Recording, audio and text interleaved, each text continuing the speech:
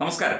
കർണാടകയിൽ ഈ നിർമ്മാണ കോൺട്രാക്ടർമാർക്കും അങ്ങനെയുള്ള നിർമ്മാണ മേഖലയിലെ വ്യവസായികൾക്കും ഒക്കെ തന്നെ പ്രത്യേക സംവരണ ആനുകൂല്യം നൽകുന്നതുമായി ബന്ധപ്പെട്ട വാർത്തകൾ ഏതാനും ആഴ്ചകൾക്ക് മുൻപ് വലിയ ചർച്ചയായിരുന്നു. അത്തരത്തിൽ ഒരു കാര്യമുണ്ടോ എന്ന് ചോദിച്ചുകൊണ്ട് അതിന്റെ വിശദാംശങ്ങളും ഒക്കെ തന്നെ തത്വമേ ന്യൂസ് പലപ്പോഴായി വാർത്തകളായി നൽകിയിരുന്നു. ഇപ്പോൾ കർണാടകയിൽ മുസ്ലിം വിഭാഗത്തിൽപ്പെടുന്നവർക്ക് അനധികൃതമായി സംവരണം നൽകുന്ന അവസ്ഥയിലേക്ക് കാര്യങ്ങൾ എത്തിപ്പെട്ടുകൊണ്ടിരിക്കുന്നു. കോൺഗ്രസ് ആണ് കർണാടക ഭരിക്കുന്നത്.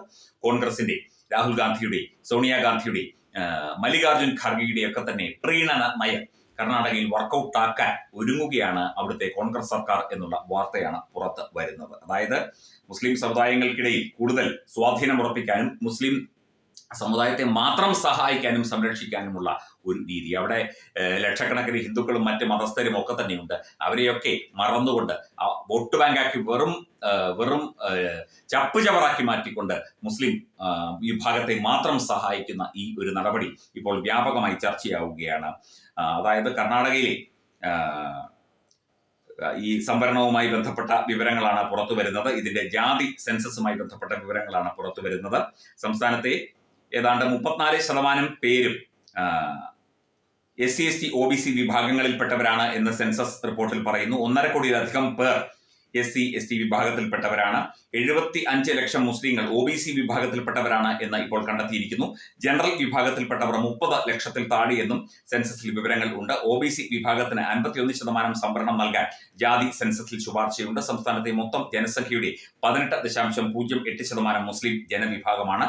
2011 സെൻസസ് പ്രകാരം 12.92 ആയിരുന്നു കർണാടകയിലെ മുസ്ലിം ജനസംഖ്യ. 4 വർഷം കൊണ്ട് ഏതാണ്ട് 5.16 വർദ്ധിച്ചിരിക്കുകയാണ്. ഇത് വിശദമായി ചർച്ച ചെയ്യാൻ 17-ാം തീയതി മന്ത്രിസഭാ യോഗം ചേരുന്നുണ്ട്. നിലവിൽ കേന്ദ്ര സർക്കാർ ചില മാനദണ്ഡങ്ങൾ സംവരണവുമായി ബന്ധപ്പെട്ട് നൽകിയിട്ടുണ്ട്. കർണാടകയിലെ രാഷ്ട്രീയ സാമുദായിക സമവാക്യങ്ങളിൽ തന്നെ പ്രകടമായ മാറ്റങ്ങൾ വരുന്ന റിപ്പോർട്ടാണിത്. ഇതിനെയൊക്കെ തൃണവത്ഗണിച്ചുകൊണ്ട്, മറികടന്നുകൊണ്ട്, ഇതിനെയൊക്കെ ഇല്ലാതാക്കിക്കൊണ്ട് മുന്നോട്ട് പോകാനാണ് കർണാടക സർക്കാർ ശ്രമിക്കുന്നത് എന്ന ഒരു പരാതിയാണ് ഉയരുന്നത്.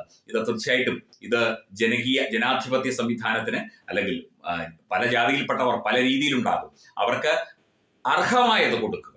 തീർച്ചയായിട്ടും മുസ്ലിം വിഭാഗത്തിന്, അത് OBC വിഭാഗത്തിൽപ്പെട്ടതാണെങ്കിലും അല്ലെങ്കിലും അവർക്ക് അർഹമായ ആനുകൂല്യങ്ങൾ കൊടുക്കുക, അർഹമായ സംവരണം കൊടുക്കുക എന്നതിനപ്പുറം ഇവരെ സമ്പൂർണ്ണമായി OBC വിഭാഗത്തിൽപ്പെടുത്തിക്കൊണ്ട് ഇവർക്ക് അനാവശ്യമായ ആനുകൂല്യങ്ങൾ നൽകിക്കൊണ്ട് OBC വിഭാഗത്തിന്റെ, അതായത് ഹൈന്ദവ മതത്തിൽപ്പെട്ട OBC വിഭാഗങ്ങളുടെ കൂടി സംവരണ തത്വങ്ങൾ അട്ടിമറിക്കാൻ, അവർക്ക് നൽകുന്ന സംവരണ തത്വങ്ങൾ കൂടി അട്ടിമറിക്കാനുള്ള ഒരു ശ്രമമാണ് ഇവിടെ നടക്കുന്നത് എന്നുള്ളതിന്റെ ഒരു പ്രാഥമികമായ വിവരമാണ് ഈ ജാതി സെൻസസിലൂടെ കർണാടകയിൽ നിന്ന് പുറത്തു വരുന്നത്. ഇത് മന്ത്രിസഭാ യോഗം ചർച്ച ചെയ്ത് നടപ്പിലാക്കുക തന്നെ ചെയ്യും. കാരണം അവരാണ് ഭരിക്കുന്നത്. പക്ഷേ കേന്ദ്രത്തിന്റെ മാനദണ്ഡങ്ങൾ ഉണ്ട് സംവരണ തത്വങ്ങൾക്കും മറ്റു കാര്യങ്ങൾക്കുമൊക്കെ. അതിനെ മറികടക്കാനായി ഒരു പ്രത്യേക നിയമ സംവിധാനം പോലും കൊണ്ടുവരാൻ കർണാടക സർക്കാർ ആലോചിക്കുന്നു എന്നുള്ള സത്യമാണ് ഇപ്പോൾ മനസ്സിലാകുന്നത്. ഇത് എന്ത് ന്യായമാണ്, എന്ത് നീതിയാണ് എന്ന് ചോദിച്ചു പോവുകയാണ്.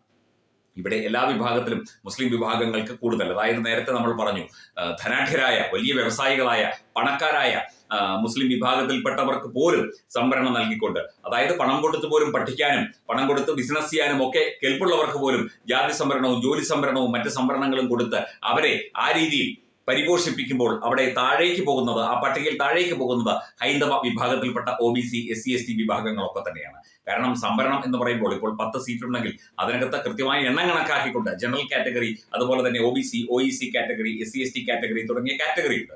അതിനപ്പുറം 10-നപ്പുറം ഒന്നില്ലെങ്കിൽ അത് എങ്ങനെ കൊടുക്കും? അതിൽ ഒന്നാണ്, അല്ലെങ്കിൽ അതിൽ ഒന്നിൽ അധികമാണ് മുസ്ലിം വിഭാഗങ്ങൾക്ക് OBC ലിസ്റ്റിൽ നിന്ന് കൊടുക്കുന്നത് എന്നുള്ള ഒരു റിപ്പോർട്ടാണ് ഈ ജാതി സെൻസസിൽ കൂടി മനസ്സിലാകുന്നത്.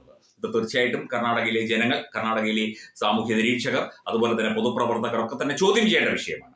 ചോദ്യം ചെയ്യുമോ എന്നും നമുക്കറിയില്ല. ഏതായാലും കർണാടകയിൽ പ്രീണനത്തിന്റെ അങ്ങേ തലം വരെ എത്താനുള്ള എല്ലാ ശ്രമങ്ങളും നടക്കുകയാണ്. അത്തരത്തിൽ കർണാടകയിൽ അവിടുത്തെ സംവരണ തത്വങ്ങൾ അട്ടിമറിച്ചുകൊണ്ട് കർണാടക ഇന്ത്യയിലെ ഒരു സംസ്ഥാനം അല്ലാതാക്കാൻ, ആ രീതിയിൽ അതിനെ വരുത്തി തീർക്കാനുള്ള ഗൂഢശ്രമമാണ് അവിടുത്തെ കോൺഗ്രസ് സർക്കാർ നടത്തിക്കൊണ്ടിരിക്കുന്നത്, സിദ്ധരാമയ്യയും ശിവകുമാറും ചേർന്ന് നടത്തിക്കൊണ്ടിരിക്കുന്നത് എന്നത് ഇതിൽ നിന്ന് വ്യക്തമായി കഴിഞ്ഞു. Branding partner Edubix online executive education, focus physiotherapy centre Pattom, Unnat engineering Gujarat, തീർത്ഥയാത്ര.com, iron build Gujarat, PRS hospital Killipalam Thiruvananthapuram, 5 തലമുറകളായി നിങ്ങൾക്കൊപ്പം. തുമ്പമൺ ശ്രീ വടക്കുംനാഥൻ ക്ഷേത്രം, അമ്പലക്കടവ്, പത്തനംതിട്ട. ശ്രീമദ് സ്കന്ദപുരാണ മഹാസത്രം 2025 മെയ് 11 മുതൽ 18 വരെ.